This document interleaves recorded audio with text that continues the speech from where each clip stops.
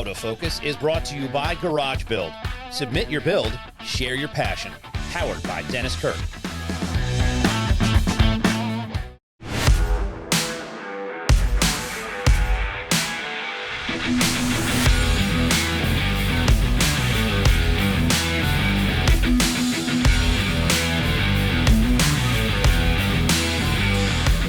James Berry, all my friends call me Fish Tank, from Marramac, New Hampshire. So this is my 1970 Triumph Bonneville.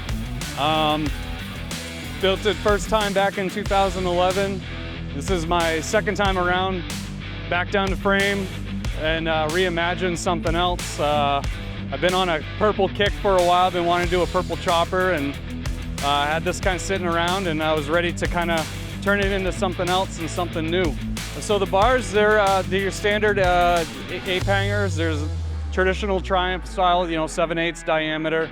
But they add for a nice comfortable ride, keep your arms up and kind of, knuckles in the breeze. It's a little bit wider than I typically would build. I like skinny, narrow, like lane splitters, but these are by far the more comfortable than the rabbit ears. Picked up a little kind of lowrider bicycle mirror online. Clamps right onto 7/8, just like a bicycle diameter, so it worked really well. Had the purple reflectors on it, so I had to have it. And the added bonus was that little bit of twist in it. First time I ever saw this bike, I hadn't really seen much vintage Triumphs around here. And typically when they're all together, they're restored and nothing worth chopping up. I found this, a buddy of mine had it in his basement. It was basically just a roller and a frame, and I offered him a little bit of cash for it, and we actually ended up building it together the first time around. First time around, it took a few years, probably like a good 5 or 6 years. I had children in between there, moved a couple times, so life always kind of gets in the way, but I just would always just box up whatever I had and move it to the next spot and unload it and kind of pick away at it some more. So using the drum front wheel, I just thought it was really iconic for the Triumph, that front vented drum.